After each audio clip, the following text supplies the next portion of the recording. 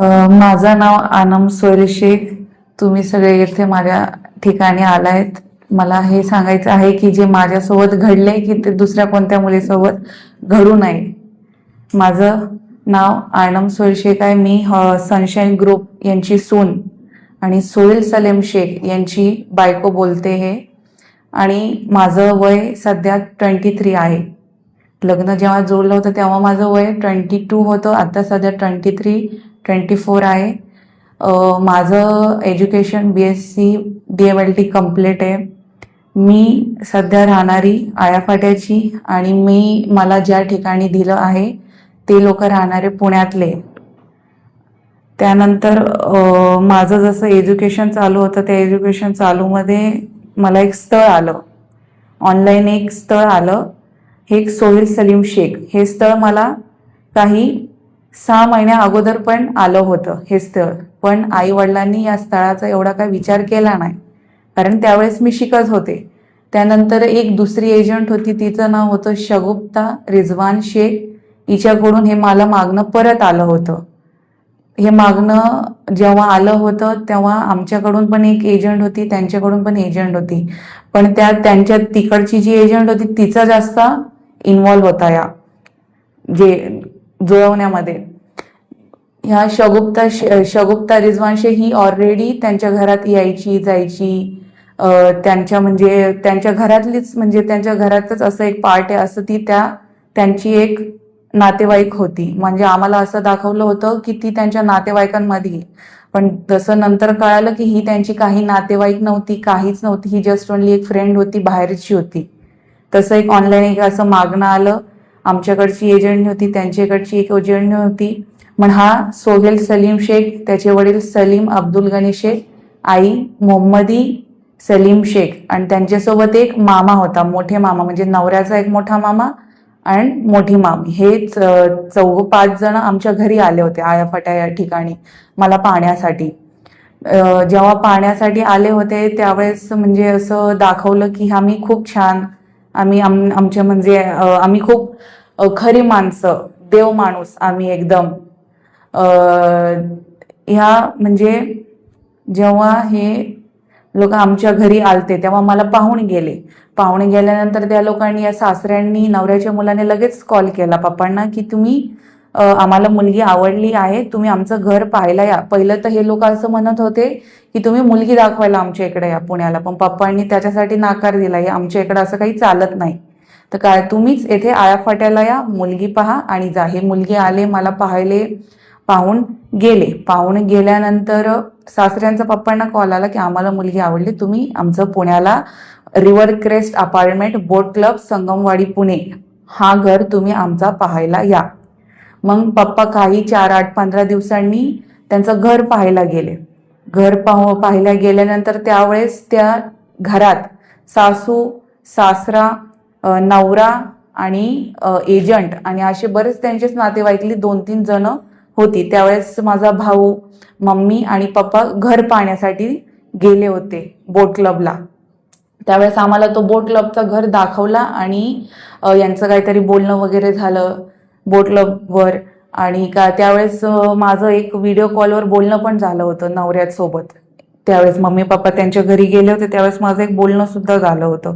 आणि ते mummy papa पाहून आल्यावर मम्मी पप्पांना त्यांनी Bhawanipeth camp, Majestic Villa Bhawanipeth camp ही जी बिल्डिंग आहे ही बिल्डिंग पण मम्मी पप्पांना प्रॉपर्टी म्हणून दाखवली. या लोकांनी हॉटेल सनशाईन इन, रास्तापेठ, सोमवारपेठची ही जी हॉटेल आहे ही हॉटेल सुद्धा दाखवली. आणि दुसरी hotel Sunshine lane number 5 Koregaon Park ही हॉटेल सुद्धा मम्मी पप्पांना प्रॉपर्टी म्हणून दाखवली. त्यानंतर मम्मी पप्पांनी सगळं पाहून आले, त्यांना म्हणजे मुलगी आवडली. त्याच्यानंतर मम्मी पप्पा आले, त्याच्यानंतर काही वेळ गेला. मग त्याच्यानंतर कन्व्हर्सेशन चालू होती त्यांची आमची, अशी कन्व्हर्सेशन चालू होती. त्या कन्व्हर्सेशनमध्ये मग सासऱ्यांचे फोन वगैरे यायचे. मग सासरे कधीतरी गावाला जायचे. सासऱ्यांचं म्हणजे नवऱ्याचं गाव आहे की शिराढोण, व्हाईट हाऊस त्यांचं घर आहे. शिराढोण, तालुका कळंब, उस्मानाबाद. मग उस्मानाबादला गेल्यावर पप्पांना त्यांनी व्हिडिओ कॉल केला फोन्स केले, पप्पांना असं दाखवलं, विश्वासात घेतलं की बघा आमची एवढी प्रॉपर्टी आहे, गावात घर आहे, गावात जमिनी आहे वगैरे, असं पप्पांना त्यांनी विश्वासात घेतलं. तिकडे जाऊन आम्हाला व्हिडिओ कॉल केला आणि बोले आनमला दाखवा, हे घर तिचंच आहे, हे सगळं तिचंच आहे, असं यांनी आम्हाला अशा प्रॉपर्ट्या दाखवत पैसे दाखवत विश्वासात घेतलं.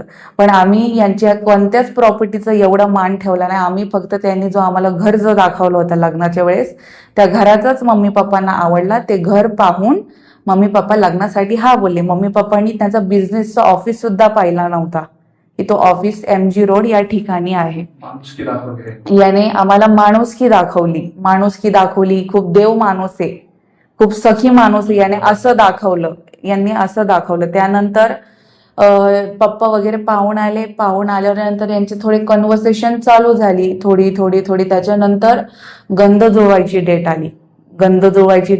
तर गंध आज उद्या, तर सासरे म्हणत होते गंध आपल्याला इकडे नाही करायचा, गंध आपल्याला अजमेर शरीफ राजस्थान या ठिकाणी करायचा. पण पप्पा बोलले आमची एक मुलगी, बारकी मुलगी घरातली, आम्हाला येथे करायचं, मोठा गंध करायचं. पण नाही, त्या लोकांनी नाकार दिला त्या गंधाला पण. आणि जेव्हा हे आमचं जुळत होतं त्यावेळेस मी असं काही नवऱ्यासोबत बोलले नाही, काय नाही. आमच्या घरात एक लिमिट आहे, त्या लिमिटमध्ये मी एक होते. तर असं नवऱ्यासोबत माझं काही बोलणं वगैरे, सासऱ्यासोबत बोलणं, सासूसोबत बोलणं असं काहीच झालं नाही. ती लोक कशी आहे मला हे 2-3 महिन्यात काहीच कळालं नाही. त्यानंतर 27 ऑक्टोबर ही अशी आमची एक डेट फिक्स झाली, गंधाची डेट फिक्स झाली. त्याच्यानंतर गंधाला हे सगळे लोक पुण्यावरून आले. त्यांनी त्यांचा खर्च केला आणि मम्मी पप्पांनी पूर्ण जेवढा गंधाचा खर्च होता, गंधाचा खर्च, एंगेजमेंटचा खर्च पूर्ण मम्मी पप्पांनी केलाय. हे लोक आयाफाटा या ठिकाणी आले होते. आयाफाट्याला संध्याकाळी 4:30-5 वाजता गंध जुळाला. गंधामध्ये सासू, नवरा, एक मावशी होती शाना म्हणून, मग त्याची पूर्ण फॅमिली, मग आतिक शेख हा पण होता, मग त्यांचे काही नाहीद, शाह असे त्यांचे काहीतरी नातेवाईक होते, ड्रायव्हर होते, हे सगळे आले. गंध जुळला, गंधाची डेट जुळली, गंध झालं. हे गंधानंतर आपापल्या घरी गेले. नंतर त्यांचा असा प्लॅन होता की त्यांना त्यांच्या मुलाचं लग्न मदिना शरीफ या ठिकाणी करायचा होता. त्या मदिना शरीफला करण्याच्या म्हणजे तिथे जाण्यासाठी मग आम्ही सगळ्यांनी त्यांच्या जे काही नातेवाईक, आम्ही म्हणजे आमच्या इकडचे काही नातेवाईक यांनी पासपोर्ट बनवायची तयारीला सुरू झाले. मग याच्यात पण 1 महिना गेला, 2 महिना गेले, पासपोर्ट झाले, विजा आले, असं करत आणि या कालात जसं म्हणजे गंधापासून तर लग्नापर्यंत माझं असं म्हणजे त्यांच्या घरच्यांशी, नंदे वगैरेशी, सासूशी, सासऱ्यांशी एवढं काही बोलणं नाही झालं. फक्त पप्पांना सासऱ्यांचा फोन यायचा आणि त्या फोनवर मी एक किंवा दोनदा बोलले आणि पप्पांनाच ते कॉन्टॅक्ट करायचे. त्या लोकांनी मला ना सासूचा बिहेवियर दाखवला, ना नंदेचा बिहेवियर दाखवला, ना कोणाचाच बिहेवियर नाही दाखवला. असं करता आम्ही लग्नाच्या तयारीत लागलो. लग्नाची तयारी झाली, सगळं काही झालं. मम्मी पप्पांची शॉपिंग चालली होती, त्यांचं पण काहीतरी शॉपिंग चाललं होतं. मम्मी पप्पांनी मला लग्नात म्हणजे लग्न जुळवायच्या अगोदर मम्मी पप्पांनी मला बरेचसे सोन्याचे गिफ्ट दिले, चांदीचे गिफ्ट दिले. माझं जेवढं काही संसार सेट असतो तो सगळा मला माझ्या मम्मीने दिलाय. आणि लग्न जेव्हा जुळवायचं होतं, लग्नाच्या आधी शॉपिंगमध्ये मम्मी पप्पांनी नीलकंठ ज्वेलर्स, लक्ष्मी रोड, पुणे या ठिकाणी मम्मी पप्पांनी 20 लाख रुपये गोल्डसाठी दिलेले आहे मम्मी पप्पांनी त्यावेळेस. ते म्हणजे त्यांचं म्हणणं असं होतं की आम्हाला म्हणजे कॅश पैसे द्या, आम्हाला असं काही हुंडा वगैरे आम्हाला असं काही नकोय, आम्हाला कॅश पैसे द्या. तर मम्मी पप्पांनी 20 लाख रुपये नीलकंठ या ज्वेलर्समध्ये दिले. त्यांनी असं दाखवलं की आम्हाला काहीच नको, 1 रुपया नको, आम्ही खूप मोठे माणूस आहे, आमची एवढी प्रॉपर्टी, आम्ही खूप सखी. पण जसं लग्नानंतर यांचं एक मला दिसायला लागलं. लग्नाची डेट आली म्हणजे इकडून निघायची वेळ आली, मक्का शरीफ येते, मक्का या ठिकाणी. तर त्यांची काही नातेवाईक, आमची काही नातेवाईक, माझे बहीण, भाऊ, आई वडील, मी आणि माझे मोठे मामा होते. आणि त्यांची नवऱ्याची पूर्ण फॅमिली आणि त्यांचे काही नातेवाईक, मावशी, मामा, त्यांची बरीच लोक होती, त्यांची 15-20 लोक होती आणि आम्ही फक्त 6 का 7 जण होतो. म्हणून आम्ही येथून निघालो. येथून निघाल्यावर मक्का शरीफ येथे आम्ही पहिले उतरलो. त्या ठिकाणी आम्ही 10-15 दिवस राहिलो. पण त्या लोकांनी म्हणजे असं जसं जसं जसं थोडं 4 दिवस गेले, 5 दिवस गेले, थोडा टाइम गेला, तर त्या लोकांनी असं एकदम वेगळा व्यवहार करायला सुरुवात केला. म्हणजे एकदम असं खालच्या दर्जाचा व्यवहार, की आम्ही खूप पैसेवाले, आम्ही खूप चांगले आहे, आम्हाला खूप पैसेवाल्यांचं म्हणजे असं त्यांना खूप असं दाखवला त्या लोकांनी पैशाचा. तर म्हणजे ते असं झालं की ते झाले पैसेवाले आणि आम्हाला असं एकदम खालच्या दर्जाचं आई वडिलांना असं दाखवलं. पण थोडा थोडा टाइम गेला. त्या टाइम गेल्यानंतर आम्ही मक्कावरून मदिनेला गेलो. मदिनेला 1 का 2 दिवस स्टे केला. स्टे नंतर 1 जानेवारी 2025 रोजी लग्न झालं मदिना शरीफमध्ये संध्याकाळी 4 या 5च्या दरम्यान. लग्न झालं, निकाह झाला. निकाहमध्ये त्यांचे पाहुणे, आपले पाहुणे सगळे होते. पण जेव्हा निकाह व्हायचा होता, निकाह होण्याच्या अगोदरच जैबा इम्रान शेख, मोठी ननद, हिने जरा मला टोमणे, थोडंसं असं वाकडं बोलणं, उरफटं बोलणं, थोडं असं म्हणजे मला असं खालच्या दर्जाचं फील व्हावं असं तिने माझ्याशी बोलायला चालू केली लग्नाच्या अगोदरच. पण मी एवढं काही लक्ष दिलं नाही. मी असं विचार केला असं तिची काहीतरी अशी सवय. पण तिने मला लग्न जुळवायचे म्हणजे एअरपोर्टवरून जसं निघायचं होतं तिने तिकडूनच सुरू झाली, की तुम्ही पैसे घेऊन नाही आले, तुम्ही हे घेऊन नाही आले, तुमचं असं नाही तसं नाही. त्याच्यानंतर ती माझ्या मम्मीला पण बरंच काही बोलायला लागली. जसं आपण फिरायला गेलो तर रूम शेजारी शेजारी असतात, शेजारी शेजारी रूम असलं तर तिने असं माझ्या आईला असं टोमणं मारलं की तुम्ही आमच्या शेजारी आले का. आता गेलेले तर सगळे सोबत होतो, पण तिने माझ्या आईला पण असं हे केलं आणि मला पण असं दाखवलं की तू एकदम खालच्या दर्जाची. पण आम्ही त्यांच्याकडे दुर्लक्ष केलं. म्हणजे त्यावेळेस माझ्या मनात आलं होतं की असं का वागताय. पण थोडा टाइम गेला गेला गेला म्हणजे त्यांनी त्यावेळेस सगळं मॅनेज केलं. त्यांना माहित होतं त्यांची त्यावेळेस काही चुकी झाली. तर त्यावेळेस लग्नाच्या सकाळीच म्हणजे संध्याकाळी लग्न लावायचं आणि सकाळी सासरा एजंट शगुप्ता आणि सासू मोहम्मदी बेगम हे आमच्या रूममध्ये आले. रूममध्ये आल्यावर यांनी आम्हाला समजवलं, परत काहीतरी असं विचारलं तुम्हाला काय झालं, काय त्रास झाला, असे 2 वाक्य समजवले. मग आम्ही लग्नाला रेडी झालो. नाही तर आम्ही लग्नाला तेथे रेडी नव्हतो, आम्हाला लग्न तेथे कॅन्सल करायचं होतं.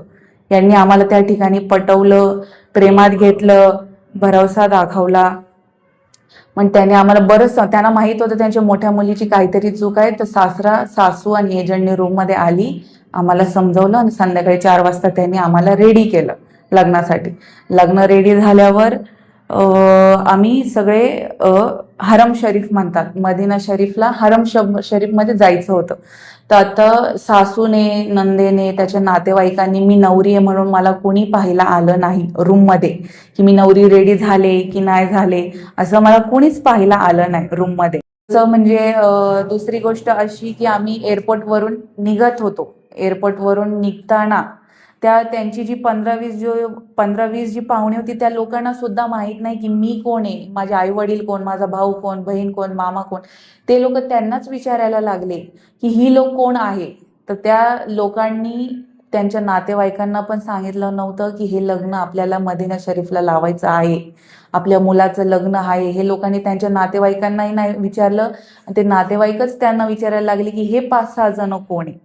मग असं ते करत करत फ्लाईटमध्ये बसता बसता बसता मग सौदीच्या इंटरनॅशनल एअरपोर्टवर उतरले. तेव्हा सगळ्यांना माहीत पडलं की हा सोहेलचं लग्न आहे, ही नवरी आहे, ही नवरीचे आई वडील आहे. म्हणजे त्या एअरपोर्टवर माझं लगेज पण वाटतं हरवलं होतं. त्यांच्या एक जावईकडे माझा लगेज राहिलं होतं. तो इंडियामध्येच होता, तो त्यावेळेस आला नव्हता, तो दुसऱ्या दिवशी आला. तर माझा लगेज जावईकडे होता. त्या लगेजमुळे कळालं की ही नवरी, हिचं नवरीचं लगेज राहिलं. तर हिचं नवरीचं लगेज राहिलं तर लग्न कसं लावणार, नवरा बायकोचे त्याच्यात कपडे आहेत. त्यावेळेस त्या लोकांना कळालं की ही नवरी आहे. त्यानंतर आम्ही गेल्यानंतर लग्न लावलं. लग्न लावल्यानंतर सासूचं म्हणजे लग्न जेव्हा लागायचं होतं त्यानंतर त्याच्या अगोदर ह्या लोकांनी मला काही विचारलं सुद्धा नाही, तू नवरी रेडी झाली का नाही झाली, तू कुठं आहे, काय आहे. यांनी एकदम क्रूर व्यवहार तिकडूनच सुरुवात केला माझ्याशी, माझ्या आईवडिलांशी. पण तरी माझी मम्मीनी मत दिलं होतं म्हणजे मला, की हे लग्न आपण येथे मोडूया. पण मी म्हटलं की आपण एवढं धार्मिक ठिकाणी आलोय. पण मी पॉझिटिव्ह विचार केला, मम्मी हे होत राहतं थोडंफार, असं काही होणार नाही. मम्मीने मग त्यावेळेसच मला सांगितलं होतं, आनम हे लग्न मोडून टाक, हे लोक बरोबर नाही दिसत, हे लोक तुला विचारत नाही, हे लोक तुला सन्मान देणार नाही, ह्या लोकांनी आम्हाला पण सन्मान नाही दिला, यांना जरा पैशाचा माज दिसतोय. असं मम्मीने मला थोडं त्यावेळेस सांगितलं, पण मी पॉझिटिव्ह विचार केला, मम्मी जाऊ दे, आपण एवढ्या मोठ्या ठिकाणी आलोय, असं नको करायला. मग त्याच्यानंतर लग्न झालं. लग्नानंतर मग त्यावेळेस पण जरा त्या लोक अशी थोडी वाकडीच होती आमच्यासोबत. असं म्हणजे मला काही, नवीन नवरी आहे, मी रूममध्ये होते, मला त्यांनी काय असं जेवायला आणून दिलं नाही, विचारलं नाही तुला काय पाहिजे काय नाही पाहिजे. ते लोक असं म्हणजे तेथूनच आमच्याशी असे लांब लांब लांब लांब व्हायला लागले. म्हणजे त्यांनी नवीन नवरी म्हणून मला असं काही सन्मान दिलाच नाही, ना नंदेने ना सासूने ना त्यांच्या, उलटा त्यांचीच नातेवाईक त्या सासूला समजायची, अगं तू त्यांना विचार, ती नवीन लोक आहे, नवरीला विचार, त्यांना विचार. असं करत करत लग्न झालं. लग्नानंतर आम्ही 1-2 दिवस मदिना शरीफ या ठिकाणीच राहिलो होतो. पण त्या 2-3 दिवसात पण ते लोकांना असं काय, मला काय असं सन्मान दिला नाही. नवीन नवरी तू रूममध्ये आले नाही मला विचारायला, तुला काय खायचं काय पाहिजे. मला जेवण वगैरे सगळं माझ्या आई बहिणी यांनीच आणून दिलं. असं करता करता आम्ही तिकडून मलेशियाला निघालो. मलेशियाला जायचं होतं हे मला याबद्दल काही माहीत नव्हतं. म्हणजे मला एक सरप्राईज ठेवला होता अगोदरच, गंधाच्या वेळेसच मला एक सरप्राईज ठेवला होता की आपण कुठेतरी जाणार आहोत फिरायला. त्याच्यानंतर आम्ही मलेशियाला गेलो. मी मलेशियाला गेल्यावर मी नवरा आम्ही मदिना एअरपोर्टवरूनच मलेशियाला निघालो. नाही, जिद्दा एअरपोर्टवरून निघालो मलेशियाला. आणि मलेशियाला गेल्यानंतर आम्ही 10 दिवस नवरा बायको तिकडं राहिलो. 10 दिवस मम्मी पप्पा इकडे होते मक्का शरीफमध्ये, पण यांची फोन मला यायची. यांना म्हणजे भीती लागली होती, मम्मीला पप्पांना फिकर म्हणतो ना आपण, त्या प्रकारे त्यांना एक लागली होती माझी एक, की ही मुलगी आपली बरोबर आहे का, या लोकांनी इकडूनच असं पाठवून दिलं. त्यांच्या मनात पण अशी भीती निर्माण होती. तर त्यांनी म्हणजे असं 10 दिवस गेले फोन करता करता. हे लोक मक्कामध्ये होते सौदीला, मी मलेशियाला होते. तर हे लोक, जसं आमचं मलेशियाचं ट्रिप कंप्लीट झालं 10 दिवसाचं, तर त्या 10 दिवसाच्या आत जसं एक नवऱ्याचं माझं एक भांडण झालं होतं. म्हणजे मी मलेशियाला गेलते ना, त्यावेळेस रात्री आमचं एक भांडण झालं होतं, की असा टॉपिक निघाला होता की तुम्ही पहिल्या मुलीचं काय आहे मला सांगा. म्हणजे लग्न म्हणजे गंध जुळत होता त्यावेळेस पण आम्हाला असं बाहेरून असं ऐकू आलं होतं की या मुलाचं लग्न पहिलं झालेलं आहे, असं ऐकू आलं. पण आम्ही इन्क्वायरी वगैरे केली, पण असं काही आम्हाला तोपर्यंत असं वाटलं नाही. असं थोडं कानावर आमच्या आलं. मग मी त्याला त्याच्या पहिल्या लाईफचं सगळं विचारलं, तर त्याने मला त्याचं जे काही आहे त्याने मला सांगितलं. पण आमची पहिल्याच म्हणजे लग्नाच्या 2-3 रात्रीच आमचं काहीतरी भांडणं झालं. तेव्हाच मी त्या नवऱ्याचं रूप पाहिला होता की हा जरा थोडा सर्किट टाईपचा आहे. त्या मलेशियामध्ये असं करता करता आम्ही 10 दिवस आमचे गेले तिकडं. 10 दिवस गेल्यानंतर मी पुण्याला उतरायचं होतं. तर मम्मी पप्पा पहिले आले इंडियाला, मी त्यांच्या दुसऱ्या दिवशी आले. मी 18 जानेवारी 2025 रोजी पुण्याला उतरले. पुण्यातल्या उतरल्यानंतर मला एअरपोर्टवर घ्यायला त्यांचेच काही नातेवाईक आले होते. नातेवाईक आल्यानंतर मी त्यांच्या पुण्याच्या कॅम्प भवानीपेठ या घरावर उतरले. कारण जो घर दाखवला होता रिव्हर क्रेस अपार्टमेंट, त्या घराचं रिनोव्हेशनचं काम चालू होतं, फर्निचरचं काम वगैरे चालू होतं. तर ते काम चालू असताना मी भवानीपेठच्या घरात उतरले. मग 8 दिवसाच्या आतच जशी मी घरात उतरले त्यावेळेस जावई होता, मोठी नणंद होती, सासू होती, बारकी नणंद तर वाटतं ती जॉबला गेलेली होती, मग सासरे होते आणि मी होते. आणि यांचे जे घरात तिकडं असलेले यांचेच नातेवाईकांची काही मुलं येत होती. मग त्याच्यानंतर 8 दिवसाचंच जरा सासूने थोडी नाटकं सुरू व्हायला केली. आता जसं नवीन नवरा आहे, नवीन नवरा बायकोसाठी काय आणणार, विचारणार तुला हे पाहिजे का ते पाहिजे का. तर त्याने थोडा असं माझ्यासोबत व्यवहार करायला सुरुवात केला. तर जरा सासूला थोडं असं ती थोडी जेलस फील करायला लागली. ती मला म्हणायची तू हे नको खाऊ, तू असे कपडे नको घालू, तू तसे कपडे नको घालू. असं करता करता माझे 8 दिवस तिकडे गेले. पण त्यांनी, त्या मोठी नंदेनी आणि ती आई यांच्या डोक्यात काहीतरी होतंच. कारण छोटासा वाद मदिना शरीफ या ठिकाणी झालाच होता. त्यावेळेसचा जो वाद होता ना, त्यांच्या डोक्यातच होता. त्यामुळे त्यांनी 8 दिवस माझ्यासोबत असा एकदम वेगळाच व्यवहार केला. असं मला मान सन्मान दिलंच नाही की तू भावाची बायको आहे, तू नवीन नवरी आहे. आता नवीन नवरी घरात आल्यावर भरपूर काही आनंद असतो लोकांना, पण यांना काहीच आनंद नव्हता माझ्या येण्याचा. यांनी, या नंदेनी काही मला विचारलं नाही, सासूने मला काही सन्मान वगैरे दिला नाही. उलटा मी जे खायचे त्याच्यावर म्हणजे म्हणायची हे नाही खायचं ते नाही खायचं. तिने असं मला असं मेंटली टॉर्चर करायला तिने थोडी थोडी सुरुवात तिकडूनच केली. पण मी 8 दिवस जाऊन दिले. 8 दिवसानंतर मी मम्मी पप्पांकडे आले. मम्मी पप्पांकडे आल्यावर मी 8 दिवस नवीन नवरी म्हणून मम्मी पप्पांकडे पण 8 दिवस राहिले. 8 दिवसानंतर हे लोक मला काही घ्यायला येत नव्हती. यांना यांचं काहीतरी म्हणजे जसं मी पुण्याच्या एअरपोर्टवरून जसं मी उतरत होते मुंबईला, तर सासऱ्याचा पप्पांना तिकडेच फोन आला की तुम्ही तुमची मुलगी घेऊन जा आळ्या फाट्याला. आता पप्पा बोलले नवीन नवरी तुम्ही तिकडं असं का म्हणताय की डायरेक्ट तिकडं घेऊन जा आळ्या फाट्याला, नवीन नवरी तुमच्या घरात राहू द्या ना 8 दिवस. तर असं पप्पा बोलले. तेव्हा त्यांनी मला 8 दिवस त्यांच्या घरी ठेवलं, नाही तर मला नवीन नवरी म्हणून तिकडूनच मला पाठवत होते हे लोक. त्याच्यानंतर मी 8 दिवस मम्मी पप्पा त्यांच्याकडे 8 दिवस राहिले. त्या 8 दिवसातच तिने असं वेगळा व्यवहार करायला सुरुवात केला. तर नवरा मला पैसे द्यायला लागला तर ती हटकून माझ्याजवळ यायची सासू आणि म्हणायची तुझ्याकडे आहे का पैसे, आपल्याला या बिलवाल्याला द्यायचे, त्या बिलवाल्याला द्यायचे. आता मी नवीन नवरी, मला काय मी कुठून आणायचे पैसे, माझ्याकडे तर पैसे नाही काय नाही.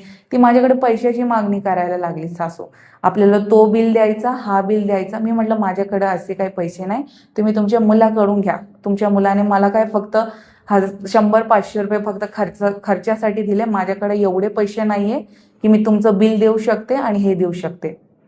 मग मी तो टॉपिक झाल्यानंतर तिचं खाण्यावर आलं. आता मी जेवायला बसल्यावर नवीन नवऱ्याने काहीतरी माझ्यासाठी माझ्या इच्छेचं काहीतरी खायला आणलं. तर जसं जेवायला बसले तसं तिचं चालू झालं की तू हे खाऊच नको, हे खाल्ल्याने तुझं वजन वाढतं, तू वजन वाढल्यानंतर ते चांगलं नसतं, तू असं नसतं, तू जाडी आहे, तू स्ट्रॉंग आहे, तुला डबल चिन आहे, तू अशी आहे, तू तशी आहे.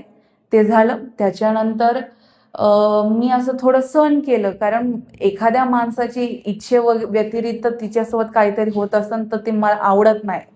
कोणी त्याच्यावर रोकटोक करतंय, कोणी त्याला दबाव घालतंय, कोणी असं करते, तर ते आवडत नाही कोणाला. तर ते मला पण तसंच त्यांनी विनाकारण टॉर्चर करायला सुरुवात केली. 8 दिवसानंतर मम्मी पप्पांकडे आल्यानंतर 8 दिवस मी राहिलेत. मम्मी पप्पांकडे आल्यावर हे लोक मला त्यावेळेस पण घ्यायला येत नव्हते. मी खूप सारे कॉल केले नवऱ्यांना की तुम्ही मला घ्यायला आहे. तर यांनी त्यावेळेस मला असं सांगितलं की आम्ही शिराडोन या गावाला चाललोय, आम्हाला तेथे लग्न आहे, तुला घेऊन जाणार नाही, आम्ही फक्त जाणार आहे नवरा बायको आणि आमचा मुलगा घेऊन जाणार, तू येऊ नको. पण त्यावेळेस मी हे जिद केली की तुमच्यासोबत मला सुद्धा यायचं, तुम्ही मला पण घेऊन जा. पण त्यावेळेस फक्त सासरे आणि त्यांची बायको गेली होती. 8 दिवसानंतर हे लोक मला घ्यायला आल्यानंतर त्यावेळेस तो मुलगा पण होता. जेव्हा घ्यायला मला आले अतिक हाशमशी हा मुलगा पण आला होता. नवरा होते, सासू होती आणि मोठी नंद होती. म्हणून इकडून तिकडे गेल्यावर माझ्यासोबत नंद होतीच. जावई पण त्यांचा जो जावई आहे तो घर जावई आहे हे मला नंतर कळालं. मी माझ्या नवऱ्याला विचारायचा प्रयत्न पण केला, ही बहीण तुमची इकडं का आहे, पण यांची बहीण पण तेथेच होती, जावई पण यांचा घर जावई, हे लोक सगळे माझ्यासोबतच होते. मग जसं जसं दिवस जायला लागले यांनी माझ्यावर म्हणजे असं मेंटली टॉर्चर मला करायला सुरुवात केली. या लोकांनी मला मानसिक शारीरिक माझा छळ केलाय. असं करता करता यांनी मला टॉर्चर केलं, मेंटल हॅरेसमेंट केली, मग फिजिकल व्हायलन्स. मग यांच्या घरात मुलं पण यायची, मुलं त्यांच्याच नातेवाईकातली मुलं होती, त्यांच्याच आजारपाजारी राहायची पुण्या या ठिकाणी. पण ती जी मुलं यायची ते अशी मुलं होती की ते मुलं यायची तर ते त्यांच्या बायका घेऊन नव्हत्या यायच्या, त्यांची बायको वगैरे ते नव्हते यायचे, ते एकटी मुलं यायची घरात आल्यावर मग ते मला असं पाहून म्हणजे त्यांची छेडखानी म्हणजे एक सेक्शुअल हॅरॅसमेंट एक पार्ट म्हणतो ना, त्या प्रकारे या त्यांच्या घरातली त्या मुलाचं नाव सगळ्यात पहिलं तर अतिक हाशम शेख, दुसरा अफान अल्ताफ सय्यद, तिसरा त्यांचा घर जावई इम्रान ख्वाजा शेख आणि त्याच्यानंतर ती बाकी अझर, शोएब, अनस, अशी त्यांची बरेचशी अशी मुलं आहेत त्यांच्या घरात यायची. मग ते घरात मला वेगळ्या नजरेने पाहणार, अयोग्य नजरेने स्पर्श करणार, मग त्यांचं अयोग्य असं म्हणजे मला धक्का लागणार. हे आले की हे हॉलमध्ये नाही बसत, ही सगळी मुलं आली की किचनपर्यंत येणार, किचनला आले तर मला हटकून धक्का देणार, मला असं वर खाली पाहून जाणार, मग अयोग्य स्पर्श करणार. एक छेडखानी टाईपच यांनी माझ्यासोबत प्रकार केला. याचे काही दिवस गेले. त्याच्यानंतर सासरा आणि सासू माझी आईची बदनामी करू लागले माझ्याकडं, तुमची आई तशी, तुमची बहीण तशी, तुमचे वडील तसे, असे सासू सासऱ्यांनी माझ्या आईवडिलांचा अपमान करायला सुरुवात केली. काही दिवसांनी मी त्यांच्या जेव्हा सोबत होते त्यांनी अपमान करायला सुरुवात केली, तर मोठी नंदेने पण बरंच त्याच्यात इंटरेस्ट दाखवला. आणि यांच्या घरात जी नातेवाईक येत होती, जसे मावशी झाली शहाना, शबाना, मग एक हज्जो सय्यद म्हणून आहे, मग एक मोठी आत्या आहे हूर जहान हाशम शेख, ती मोठी जी आत्या आहे ती पुण्यालाच आहे राहायला. असे जे बरेचसे असे तिचे असे नातेवाईक आहे की घरात आल्यावर माझ्यावर रुबाब करायचे, मला असं दाखवायचे की तू अशी एक कामवाली आहे. मला असं मेंटली एकदम हॅरॅसमेंट केलं या सगळ्यांनी मिळून. आले की मला टोमणे देणार, टोमणे दिल्यावर का मला असं विचित्र बोलणार की मला एकदम हॅरॅसमेंट फील व्हायचं, असं वाटायचं की मी कुठं जाऊ. यांनी एवढं मला हॅरॅसमेंट केलं की मी एक वेळेस तर मी माझा जीव घेण्याचा पण प्रयत्न केला. मला एवढा राग आला होता एका वेळेस. पण मी यांच्या घरात जेव्हा मुलं यायची तेव्हा मी माझ्या नवऱ्याला पण कंप्लेंट केली, बघा अशी अशी मुलं येत आहे, हे मला काही जमणार नाही. कारण मी एक चांगल्या आपलं एक दीन मोहल म्हणतो त्या घरातली मी मुलगी आहे. तुमच्या घरातला हा व्यवहार मला जमणार नाही. कारण लग्न जुळवायच्या वेळेस तुम्ही आम्हाला खूप माणुसकी दाखवली, तुम्ही खूप आम्हाला देव माणूस आहे असं दाखवलं. तुम्ही देवता आहे, अन्नदाता आहे, तुम्ही सखी माणूस आहे, तुम्ही आम्हाला विश्वासात घेतलं, तुम्ही असं दाखवलं. मग तुम्ही असं व्यवहार का करताय माझ्यासोबत? तुम्ही घरात अशी विचित्र मुलं का येतात? कारण लग्न जुळवायच्या वेळेस तर तुम्ही ही मुलं वगैरे मला दाखवली नाही. तुमच्या घरात एवढे नातेवाईक येतात हे सगळं तुम्ही मला दाखवलं नाही ना. मग तुम्ही असं व्यवहार माझ्यासोबत का करायला लागले? अशी मी 2-3 कंप्लेंट केली तर ती सास माझ्यावर राग काढायला लागली. मग तो राग असं काढायची की कधी मी जेवायला बसले की हटकून मिरची टाकणार मला, कारण मी हे तिखट खाणं स्पायसी खाणं मी कधी खात नाही. म्हणजे तिला म्हणजे माझ्यावर राग काढायचं, ती हटकून म्हणजे असं म्हणजे मी काही बाहेर गेले तर हटकून घरात भांडणं काढणार, हटकून मुलाला काहीतरी सांगणार. मग मी काही जेवायला घेतलं जसं आमच्या घरात अशी भाकरी भाजी या प्रकारचं माझं जेवण आहे हे मला आवडायचं, पण तिने मला हे सगळं काही खाऊ दिलं नाही.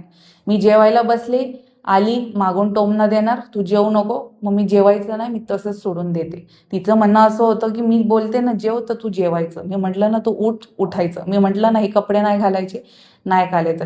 तिने म्हणजे माझ्यासोबत एक सवकन म्हणतो ना, सवक का सवत, एक असा व्यवहार सुरू करायला तिने माझ्यासोबत सुरुवात केली. सवत सारखा म्हणजे मी काय घातलं की ती जळायची, मी काही खाल्लं की ती म्हणायचं हे नाही खायचं. म्हणजे तिने असं चोर पोलीस सारखा तिने माझ्यासोबत खेळ चालू केला. मी घरात कधी या रूममध्ये गेले तर माझ्या मागं यायची, त्या रूममध्ये गेले तर माझ्या मागं यायची. आता त्याच्यानंतर एक मोठे नंदेचा रोल, हिनी पण बरंचसं मला टॉर्चर केलं. ही फक्त एक गोष्ट चांगली बोलणार आणि 4 गोष्टी मला वाईट बोलणार. हिने माझ्या म्हणजे बॉडीवर पण बरंच काही या लोकांनी माझ्याशी म्हणजे असं विचित्र शब्द वापरले, तू जाड आहे, तू अशी आहे, तू तशी आहे. तुम्ही लग्न जुळवायच्या वेळेस तर सगळं काही पाहिलं होतं ना, मी जाड आहे, मी फेअर आहे, मी किती शिकलेले आहे, मी काय शिकले, मग तुम्ही माझ्यावर असा अत्याचार का सुरू केला लग्नानंतर? म्हणजे तुम्ही माझ्यावर जळताय का? तुम्हाला माझ्यापासून काही त्रास आहे का? तुम्हाला सहन होत नव्हती घरात तर तुम्ही आणली का? माझा हा प्रश्न होता. मी असे 2-3 त्यांच्या प्रश्न बोलायला लागले तर या लोकांनी माझ्यावर काटा धरला. म्हणजे मला अजून टॉर्चर करायला लागले. करता करता म्हणजे यांनी मला मेंटली डिस्टर्ब केलं. मेंटली डिस्टर्ब करता मी सहन करत होते. मला असं वाटलं की होईल काही ना काही बदल, करता करता असं मी सहन केलं. त्यानंतर मग हे मुलं जास्तच करायला लागली. हे अतिक, अफवान, हा इम्रान, हा घर जावई पण तेच राहायचा, या घर जावायचं पण मला करावं लागायचं. याची मुलगी, याची बायको काहीच काम नाही करायची, काहीच नाही. एक काम करायची, बाकी सगळे काम मला करावे लागायचे. माझ्या सासूसोबत मीच उभी राहायची काम करताना. या मोठे नंदेने काहीच काम नाही केलंय. हिने फक्त माझ्यावर रुबाब केलाय. आणि घरात आयती राहायची, आयती ड्युटीला जायची आणि आयती ड्युटीवरून यायची आणि एक काम करणार आणि बाकी सगळं रुबाब माझ्यावर करणार. मग तसं त्याच्यानंतर आमचं नवरा बायकोचं झालं. आमच्या नवरा बायकोच्या पर्सनल स्पेसमध्ये पण या सासूने खूप इंटरफेअर केलं. तिच्या मावशी वगैरे या लोकांनी इंटरफेअर केलं, नंदेने पण इंटरफेअर केलं आमच्या नवरा बायकोच्या स्पेसमध्ये. तर या लोकांनी इंटरफेअर करत करत आमच्या नवरा बायकोचे मध्ये थोडे वाद सुरू झाले काही दिवसांनी. पण त्या घरचा त्यांचा जो रुटीन होता तो चालूच होता. माझ्या आईवडिलांचा अपमान करायचं, माझ्यावर कधी कधी छोटंसं घरात असं भांडणं झालं की माझ्यावर खोटे आरोप लावायचे. त्याच्यानंतर सासू म्हणजे त्याच्यानंतर एक सासू म्हणजे एक मान असतो, पण त्या सासूने माझ्या वेश्याव्यवसाय याबद्दल माझ्याशी बोलायची. म्हणजे तुला थायलंडमध्ये असं, म्हणजे मला असं म्हणायचं की इनी माझ्या मनातलं काढण्यासाठी वेश्या व्यवसायासोबत बद्दल माझ्याशी बोलणं करायची. त्यावेळेस कोणी सासराही ड्युटीला गेलेला असायचा, नवराही ड्युटीला ऑफिसला गेलेला असायचं, घरात फक्त सासू आणि मी होते. त्यावेळेस पण हिचं म्हणजे असं विचित्र बोलायची. आता मी सून आहे, ती सासू आहे, मला त्या गोष्टींची लाज यायची. मी त्या गोष्टींचे काही उत्तरं देतच नव्हते. आणि यांच्या घरात आतिक हाशम शेख या नावाचा रोज 11 वाजता मुलगा येतो. भवानी पेठला मी ज्यावेळेस घरात राहत होते, तर हा सासूचे आणि त्या मुलाचे मी काहीतरी चुकीचे वर्तन पाहतच होते. त्याचं रोज 11 वाजता येणं, मग सासू त्याला फोन करून बोलवणार, तो येणार. जसं म्हणजे घरात आम्ही सोबत होतो, सासरा नवरा बिझनेस म्हणजे ऑफिसला जेव्हा जायचे तेव्हा ही सासू माझ्यासोबत वेश्या व्यवसायासोबत माझ्याशी बोलणं करत होती. जसं एक्झाम्पल म्हणजे तिला माझ्या मनातलं असं जाणायचं होतं की माझं काहीतरी पूर्वीचं काहीतरी अफेअर वगैरे आहे का. म्हणजे तिने सुरुवात कशी केली, तुला थायलंड एरिया माहिती आहे का, तुला मलेशिया एरिया माहीत आहे का, एक्झाम्पल तुला हा कामाटीपुरा हा एरिया माहीत आहे का, तू गंगूबाई पिक्चर पाहिली आहे का. म्हणजे ही माझ्यासोबत त्या टॉपिकवर बोलायला लागली. एक वेळेस मग मी त्या गोष्टीचे काहीच उत्तरं दिलं नाही. त्यावेळेस मला डाऊट आला होता की हिला माझ्याकडून काहीतरी पाहिजे म्हणून ही मला असं विचारते. पण मी त्यावेळेस तिला काहीच उत्तर नाही दिला, कारण तिला त्यावेळेस डाऊट आला होता की मी त्या दोघांचे चुकीचे वर्तन पाहिले तर हिला घरातून कसं काढायचं, म्हणून ती मला असे प्रश्न विचारून विचारून मला टॉर्चर करायची. त्याच्यानंतर ती थोड्या वेळाने माझ्या मागं लागली, तू कॉलेज जॉईन कर, कॉलेजला जात जा. कारण मी असल्यामुळे त्या दोघांना त्यांचं बोलणं व्हायचं नाही. त्यांचा एक जो पर्सनल स्पेस होता तो माझ्यामुळे अडकला होता. तो पर्सनल स्पेस त्यांना तो भेटत नव्हता. त्याच्यानंतर ती माझ्या मागं लागायची, तू कॉलेजला जा, तू हे कर, तू ते कर. मला 8-8 15-15 दिवसाला म्हणायची, तू तुझ्या आईच्या घरी जा. तर असं करता करता थोडा टाइम गेला. तर सोबत असताना सुद्धा मोठी नणंद 2-2.5 महिना राहिली. तिने पण असं मला मेंटली हॅरॅसमेंट केलं, मेंटल क्रुएलिटी केलं. मग तिने मला टॉर्चर केलं. मोठे नंदेने पण बरंच नवरा बायकोमध्ये इंटरफेअर केलं. तिने ना आमच्या नवरा बायकोमध्ये भांडणं लावली. त्याच्यानंतर मी हे सगळं कंप्लेंट नवऱ्याकडे करायला गेले तर नवरा म्हणतो, या घरात माझं काहीच चालत नाही, या घरात मुलं येणार जाणारच, या घरात पाहुणे येतात जातातच, आणि तुला ते 15 लोकांचं काम करावं लागेल. आणि आई म्हणती, मला सून नव्हती पाहिजे, मला मोलकरीण पाहिजे होती, माझ्या 15-15 लोकांचं काम करणारी. आणि त्यावेळेस मी हा प्रश्न उचलला होता की तुम्ही मला असं लग्न जुळवायच्याच का दाखवलं नाही की तुमचे 15-15 लोक आहे, तुम्हाला 15-15 लोकांचं काम करणारी एखादी मोलकरीण हवी. तुम्ही घरचं वातावरण आमच्याशी लपवलंय की तुमच्या घरात एवढी मुलं येतात, एवढं वातावरण. तुम्ही तर आम्हाला बोट क्लबचं घर दाखवलं, मग तुम्ही असा व्यवहार माझ्यासोबत का करताय. मग त्याच्यानंतर मीच त्यांना बोलायला लागले, आपल्याला त्या घरावर, जो घर तुम्ही मला लग्न जुळवायच्या वेळेस दाखवला, आपल्याला त्या घरावर राहायला जायचं आहे. मग त्या घरावर जायच्या अगोदर मी लास्ट इयर रमजान ईद मी माझ्या आई वडिलांकडे सेलिब्रेट केल्यानंतर मी त्यावेळेस पण सासूने एक छोटंसं त्यावेळेस माझ्यासोबत भांडण करून मला घरातून काढून दिलं होतं. त्यावेळेस पण हे लोक म्हणजे असं, त्यावेळेस पण असं थोडं मला घेऊन येणं, म्हणजे मला घ्यायला पण येत नव्हती. त्यावेळेस पण असंच मी थोडं मागं लागून नवऱ्याच्या मला घ्यायला आली आणि मला तेव्हा घेऊन गेल्यानंतर मी 1 दिवस भवानीपेठच्या घरात राहिले. त्याच्यानंतर मी बोट क्लब, रिव्हर क्रेस अपार्टमेंट, बोट क्लब पुणे या ठिकाणी मी गेले. त्याच्यानंतर गेल्यानंतर सासूच्या डोक्यात ते पहिलं भांडण्याचं होतच काहीतरी, तिच्या डोक्यात काहीतरी. तर ती थोडी अशी वाकडीच होती माझ्यासोबत काहीतरी. तिचा व्यवहार माझ्यासोबत चांगला त्यावेळेस पण काही नव्हता. तसं करता करता आम्ही बोट क्लबच्या घरावर शिफ्ट झालो एप्रिलच्या पिरियड्समध्ये. त्याच्यानंतर शिफ्ट झाल्यानंतर सासू तिथे पण माझ्यासोबत असं चुकीचा व्यवहार करायला लागली. जेवायला बसलं, आई वडिलांचा अपमान करणार, सासरा पण आईला माझ्या भरपूर काही बोलायचा, नवरा पण माझ्या बहिणीला काही पण बोलायचा. मग ती नणंद आल्यावर मोठी नणंद आली की ती मला टॉर्चर करणार, आणि बारकी नणंद पण आली, ती पण बारकी नणंद जेव्हा यायची ड्युटीवरून ती पण माझ्याशी जास्त काही बोलायची नाही. तिने पण म्हणजे असं म्हणजे मला सन्मान दिला नाही त्या लोकांनी, काही म्हणजे माझा सन्मान एक जो मला एक पाहिजे होता तो सन्मान त्या लोकांनी मला दिला नाही. त्याच्यानंतर ही सासू माझ्या मागच लागली. कारण तिला जायचं होतं भवानीपेठच्या कॅम्पच्या घरावर राहायला, आणि माझं मत असं होतं की तुम्ही मला लग्न जुळवायच्या वेळेस हा घर दाखवला आहे, तर आपण त्या ठिकाणी का जायचं राहायला, भवानीपेठच्या ठिकाणी. मी म्हटलं मला त्या ठिकाणी राहायला जायचं नाही. त्याच्यानंतर यांच्या घरात पाहुणे यायला सुरुवात. ही सासू मला त्रास देण्यासाठी हटकून पाहुण्यांना फोन करून बोलवायची, हटकून मुलांना फोन करून बोलवायची, कारण मला त्रास हो, कारण ते मुलं मला त्रास देणार, पाहुणे मला बोलणार, मला टोमणे देणार, मला त्रास देणार. ते लोक हटकून ती कॉल करून बोलवायची नाही, पाहुणे पण मला त्रास द्यायची, ती मुलं पण मला त्रास द्यायची. हे असं 3-4 महिने चालूच होतं. ही छेडखानी चालूच होती, एक सेक्शुअल हॅरेसमेंट सारखा एक प्रकार चालूच होता, मग फिजिकल व्हायलन्स चालू होतं, मग हे क्रुअल्टी चालू होती, मग मेंटली पण मी भरपूर काय असं डिस्टर्ब झाले होते. त्याच्यानंतर एक विनाकारण एक पप्पा वाटतं मला पुण्याला भेटायला आले होते. भेटायला आल्यानंतर मी पप्पांना भेटायला गेले. त्यावेळेस पण मी माझ्या सासूला सांगितलं की मी पप्पांना भेटायला चालले, मी जाऊ का. त्यावेळेस तिने काही रिस्पॉन्स नाही दिला, कारण तिच्या मनात असं, तिची अशी इच्छा होती की तिला माझ्या आईवडिलांना घरी बोलवायचं नाही. तिने माझ्यासोबत असा व्यवहार केला की माझेच पाहुणे येणार, माझ्याच पाहुण्यांचं तू काम करायचं, तुझे आई वडील तुझे नातेवाईक कोणीच येणार नाही, असं ते मोठ्या नंदेचं पण मत होतं. त्यांच्या घरात त्या फक्त मोठे नंदेची चालती, त्याच्या आईची चालती. त्या सासऱ्याने पण थोडं थोडं चांगला व्यवहार केला. 4-8 दिवस माझ्यासोबत नवीन नवरी म्हणून त्या सासऱ्याचे पण रूप मला नंतर नंतर दिसायला लागले.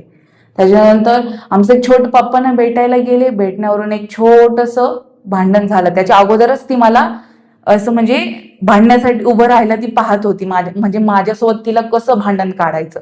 ती 4-8 दिवसापासून तिचा तो प्रयत्नच चालला होता, कारण तिला जायचं होतं भवानीपेठ कॅम्प याच्या घरी, कारण तिने हटकून माझ्याशी भांडणं काढली.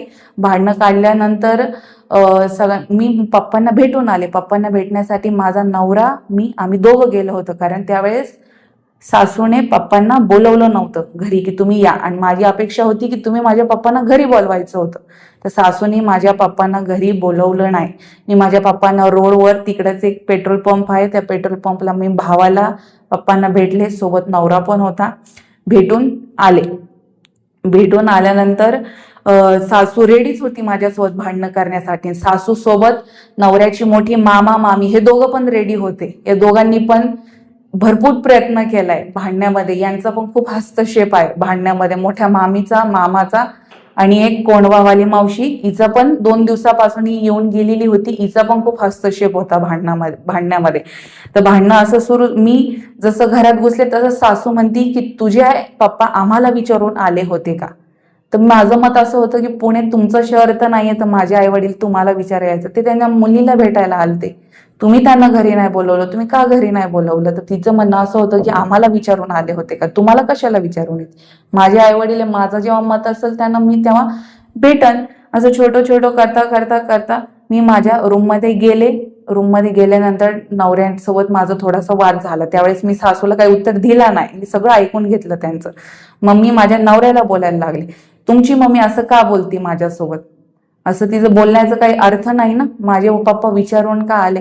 त्याच्यानंतर नवऱ्याने फक्त 2 शब्द माझ्याशी बोलला, आणि त्याच्यानंतर नवऱ्याने मला मारायला सुरुवात केली. खूप मारलं नवऱ्याने, एवढं मारलं, मारता मारता त्याने मला तलाक तलाक तलाक असं तो 3 वेळा मला बोलला. मारता मारता मला शिवीगाळ दिली, मला जखमा पोचवल्या, मला एवढं मारलं की म्हणजे मी 8 दिवस अशी उठत नव्हते, असं मुक्का मार म्हणतो ना त्या टाईपचं त्याने मला एवढं मारलं होतं. मारत्या मारत्यात मामी होती, मामा होता, सासू होती, तेवढ्यात हे लोक आली आमची भांडणं सोडवायला. पण जशी रूममध्ये ही आली, या लोकांनी भांडणं सोडवली नाही. त्या सासूने पण मला मारलं, ते मामीने पण माझ्या अंगावर आली, आणि ते मामाने पण मला शिवीगाळ केली त्या भांडण्यामध्ये. सासूने मला मारलं तिने मला 2 फटके त्या सासूने मारलं, मला शिव्या दिली. मला नवरा तर बोलला 3 वेळा मला तलाक तलाक तलाक, पण त्याच्या आईने पण त्याला अजून बोलायला लावलं. त्याची आई बोलली की तू तिला अजून म्हण माझ्यासमोर तलाक तलाक तलाक, आणि हिला घराच्या बाहेर काढून द्या. असं या लोकांनी माझ्यासोबत व्यवहार केला. त्या भांडण्यामध्ये आई वडिलांना शिव्या दिल्या, मला शिव्या दिल्या, मला असं धमक्या द्यायला लागल्या, आई वडिलांना धमक्या द्यायला लागल्या. मग त्याच्यानंतर त्या भांडण्यामध्ये सासूने मांग केली माझ्यासोबत, तू लग्नाच्या वेळेस काय घेऊन आली, तू तर काहीच घेऊन नाही आली. तिची म्हणजे 2री-3री वेळ होती त्या भांडण्यामध्ये मांग करण्याची. तिने अगोदर पण माझ्यासोबत मांग केली होती, तू काय घेऊन आली, सोनं कुठे, पैसे कुठे. तिने माझ्याकडे सोन्याची पण मांग केली, तुझ्या आईवडिलांनी काय सोनं दिलंय, माझ्याकडे ठेवायला दे, माझ्याकडे दे. भांडणं झाल्यावर सासूने नवऱ्याने मला घरातून हाकलून दिलं. हाकलून दिल्यावर मला माझ्या आईवडिलांकडे पाठवून दिलं. मला असं सांगितलं सासऱ्यांनी, तू 8-15 दिवसासाठी जा, मी तुला 8-15 दिवसानंतर घ्यायला येतो. नवरा पण बोलला तू 8 दिवसासाठी जा, मी तुला घ्यायला येतो. त्यावेळेस माझी इच्छा नव्हती माझ्या आईवडिलांकडे यायची. या लोकांनी मला जबरदस्ती घरातून हाकलून दिलं आणि माझ्या आईवडिलांकडे पाठवून दिलं. पाठवून दिल्यानंतर मला मी 3 महिने यांची वाट पाहिली. 8-15 दिवस पण वाट पाहिली. त्यावेळेस पण मी 8-15 दिवस डिप्रेशनमध्येच होते की मला सुचत नव्हतं असं एवढं भांडणं झालं. यांनी मला मारहाण केली, माझ्याकडे मांग केली आणि त्याने तलाक मला बोलला. हे विचारामध्ये मी डिप्रेशनमध्ये गेले, मी विचारातच होते. त्याच्यानंतर मला 8 दिवसानंतर पाठवल्यानंतर मला सासऱ्याने आश्वासन दिली की मी आज गावात आहे, नागपूरमध्ये आहे, माझं काम चालू आहे, माझं हे चालू आहे, मी तुला घ्यायला येतो. असं 3 महिने त्याने मला वेड्यात काढलं सासऱ्यानं मी विश्वास ठेवला होता, पण त्या सासऱ्याने माझा विश्वासाचा फायदा उचलला. नवऱ्याने पण विश्वासाचा फायदा उचलला. मी विश्वास करून 8 दिवसाचं मम्मी पप्पांकडे आले. हे लोक मला काही त्यावेळेस पण घ्यायला आली नाही. त्यावेळेस पण या लोकांनी खूप नाटकं केली. त्याच्यानंतर 3 महिन्यानंतर हे लोक माझ्या घरी आले होते. त्यामध्ये माझी सासू मोहम्मदी बेगम शेख, सलीम अब्दुल गनी शेख सासरा, नवरा सोहेल सलीम शेख, तिसरा माणूस होता हज्जो सय्यद, चौथी मावशी शाबाना पतेकरी, 5वा मोठी मामी. त्याच्यानंतर नवऱ्याची एक आत्या आहे नूरजा अलाउद्दीन सय्यद, अलाउद्दीन त्यांचा नवरा, कलीम त्यांच्या गावाचा माणूस, एक मुजम्मिल शेख. या मुजम्मिल शेखने पण खूप माझ्या म्हणजे अपमान केला. या माणसाने पण खूप माझं घर तोडायचं काम केलं या मुजम्मिल शेखने. मुजम्मिल शेख सोबत त्यांची काहीतरी नाहीद ड्रायव्हर होते, शहाब ड्रायव्हर होते, त्याचे बरेचसे 15-20 लोक नातेवाईक आले. नातेवाईक आल्यानंतर आमच्या पूर्ण गल्लीत धिंगाणा घालून गेले. एवढा धिंगाणा घातला, त्या धिंगाण्यामध्ये त्या लोकांनी मला घेऊन जाण्याची गोष्ट सांगितलीच नाही. माझ्यावर त्यावेळेस त्यांनी खोटे आरोप लावले, आईवर खोटे आरोप लावले. आईवर तर असा आरोप लावला की माझ्या आईनी जावईला मारलं, मी सासूला मारलं. सासूने त्या 15-20 लोकांच्या बैठकमध्ये खूप घाण शब्द यूज केला. ती असं बोलली की तुला आम्ही झोपण्याकरिता नाही घेऊन आलो, म्हणजे ते को सोने के लिए हमने लेके नहीं आए, झोपण्यासाठी तुला घरात नाही आणलं, तुला एक कामवाली म्हणून मोलकरीण म्हणून आम्ही घरात आणलंय. तिचा उद्देश असा होता. असं जाता जाता तिने मला एक अजून धमकी दिली पप्पांसमोर की मी तुला बघणार, मी तुला पाहणार, असं माझ्या आई वडिलांसमोर धमकी दिली. माझे आई वडील पण घाबरले त्यावेळेस. ही लेडी माझ्या आई वडिलांसमोर माझ्या मुलीला धमकी देती तर एकट्यात ही काय करणार माझ्या मुलीसोबत. त्यावेळेस मम्मी पप्पा पण खूप घाबरले. त्याच्यानंतर जाता जाता सासऱ्याने असं आश्वासन दिलं परत की मी 8 दिवसात तुम्हाला उत्तर देतो. 8 दिवस गेले, 6 महिने गेले, 1 वर्ष गेला. 1 वर्ष जाता जाता हे लोक मला काही घ्यायला आले नाही. यांनी मला तलाकच्या धमक्या द्यायला सुरुवात केली, डायव्हर्सच्या धमक्या द्यायला सुरुवात केली की आम्हाला डायव्हर्स देऊ, तुला घरात नाही आणू. त्याच्यानंतर मी घाबरले डायव्हर्सच्या धमक्या ऐकून.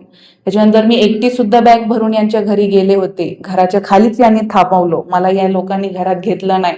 सासूने नवऱ्याने माझ्याशी सोन्याची मांग केली, पैशाची डिमांड केली, सोन्याची डिमांड केली. मला बोलले की तू पैसे घेऊन ये, आमचं सोनं घेऊन ये, तरच तुला घरात आम्ही ठेवणार. माझ्या भावाला पण त्यावेळेस मी फोन केला की बघ दादा मला असं असं ही मागणी करताय. त्यावेळेस माझा भाऊ पण घाबरला.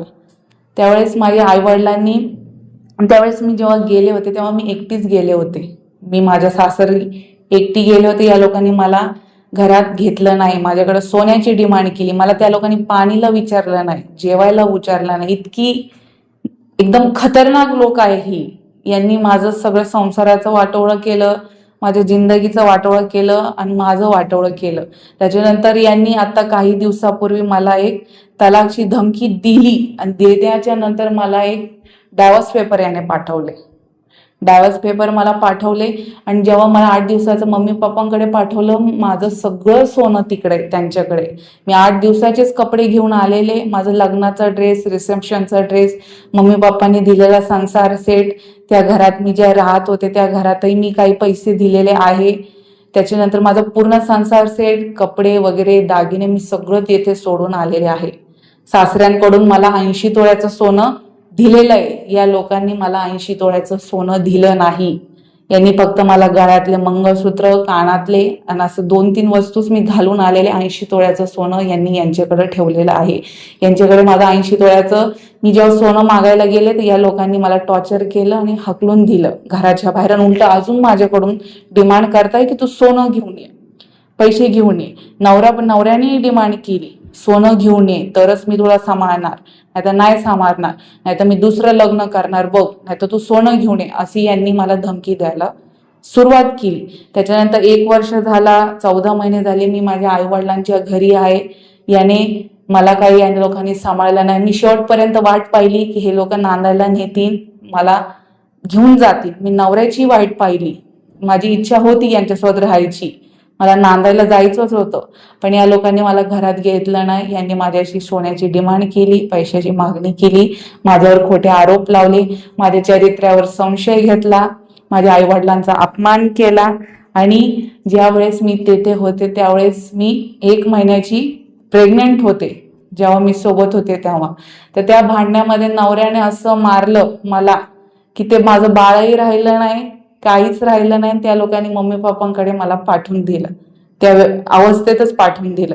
आणि जेव्हा मला ही गोष्ट सगळ्यांना कळाली की मी प्रेग्नेंट आहे, तर अतिक शेख आणि मोहम्मदी बेगम सासू आणि तो मुलगा या दोघांनी मिळून माझ्या बाळाला मारायचा एक प्रयत्न सुद्धा केला.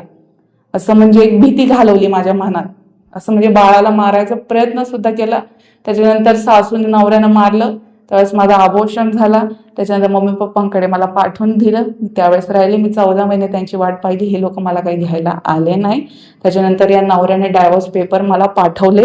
मला असं बोलतोय की तुला कुठे जायचंय तिकडे जा, तू महिला मंडळकडे जा, तू SP ऑफिसला जा, तू DYSP ला जा, तू PSI कडे जा, नाही तर तू कोर्टात जा. मला SP चे पण रेट माहिती आहे, महिला मंडळचे पण रेट माहिती आहे, मला जजचे पण रेट माहिती आहे, कोर्टाचे पण रेट माहित आहे. मी सगळ्यांना मॅनेज करणार, मी तुला जे करायचं कर. या माणसाने पहिल्या मुलीचं आयुष्य खराब केलंय, जास्मिन जामदार, ती सध्या जर्मनीला राहिला, ती NIBM ची आहे. दुसरी मी आनम सोयशेख, आणि आता 3ऱ्या लग्नाच्या तयारीमध्ये लागलेला आहे. याने डायव्होर्स, याने मला पाठवलाय डायव्होर्स, पण तो डायव्होर्स काही मी एक्सेप्ट केलेला नाही. आता हा असे धमक्या देतोय की मी आता 3ऱ्या मुलीसोबत लग्न करणार. आता ही आई, बहिणी, नातेवाईक, नवरा यांची पूर्ण तयारी लागली आता 3ऱ्या मुलीला फसवण्याची. तर माझी एवढीच अपेक्षा आहे तुम्हाला सगळ्यांना की यांच्या घरात कोणी मुलगी देऊ नका, कोणीच देऊ नका यांच्या घरात. या लोकांनी 2 मुलींचं पहिलं आयुष्य खराब केलंय. या लोकांना 2 मुली सांभाळता नाही आल्या. हे प्रॉपर्टीच्या जोरावर मुली आणतात, प्रॉपर्टीच्या जोरावर हे मुली सोडतात. आणि हे जो प्रकार माझ्यासोबत या लोकांनी केलाय, हे प्रकार या लोकांनी कोणालाच सांगितलेला नाहीये, कोणालाच नाही. या लोकांनी हा प्रकार लपून ठेवलाय. या शिरडोन गावामध्ये पण आणि त्यांच्या नातेवाईकांमध्ये पण हा प्रकार यांनी लपून ठेवलाय. हा 3ऱ्या मुलीच्या नादी लागलेला आहे. तर याला कोणी मुली देऊ नका. याचा काही डायव्होर्स अजून झालेला नाही, मी याला काही डायव्होर्स दिलेला नाही. याने फक्त डायव्होर्सची नोटीस पाठवून याला असं वाटतंय की मी आता काही करणार. याच्यावर गुन्हा दाखल झालेला आहे, या 15-20 लोकांवर गुन्हा दाखल झालेला आहे.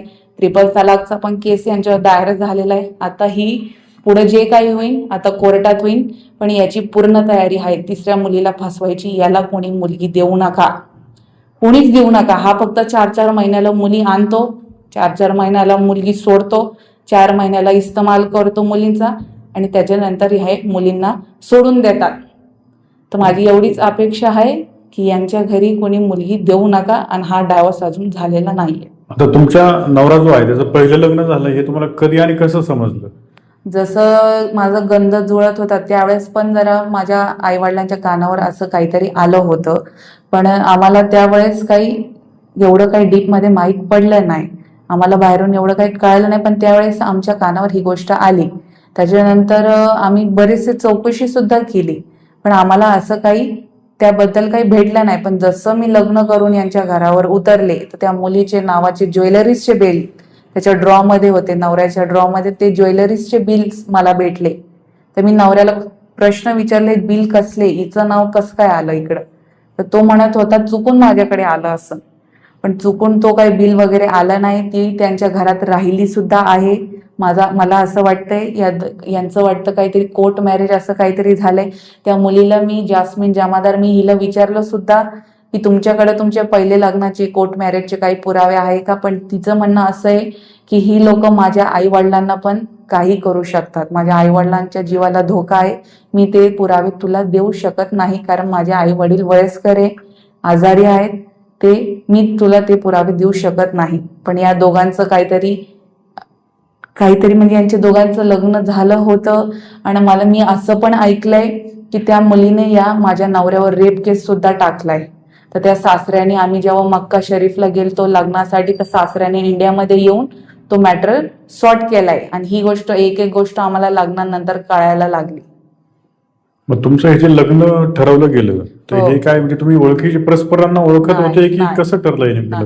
हे जे लग्न जेव्हा जुळलं, आम्ही एकमेकांना ओळखायचो नाही, ना हे नातेवाईकातलं होते, ना रिलेटिव्ह, ना फ्रेंड्स, कोणतीच लोक नव्हती. हे फक्त ऑनलाईन आलं, त्यांचीच इकडची एजंटनी होती, तिनेच आम्हाला गोडमध्ये घेतलं, तिनेच प्रेशर टाकलं, द्या द्या तुमची मुलगी चांगली नांदणार, चांगली राहणार. तिच्याच एजंटनीने आमच्या प्रेशर घातला, सासऱ्याने प्रेशर घातला, लग्नासाठी माणुसकी दाखवली, देव माणूस दाखवला. पण त्याचा जो रूप आहे सासऱ्याचा, या 14 महिन्यात मी त्या सासऱ्याचा, सासूचा, नवऱ्याचा, सगळ्यांची मी रूप पाहिले.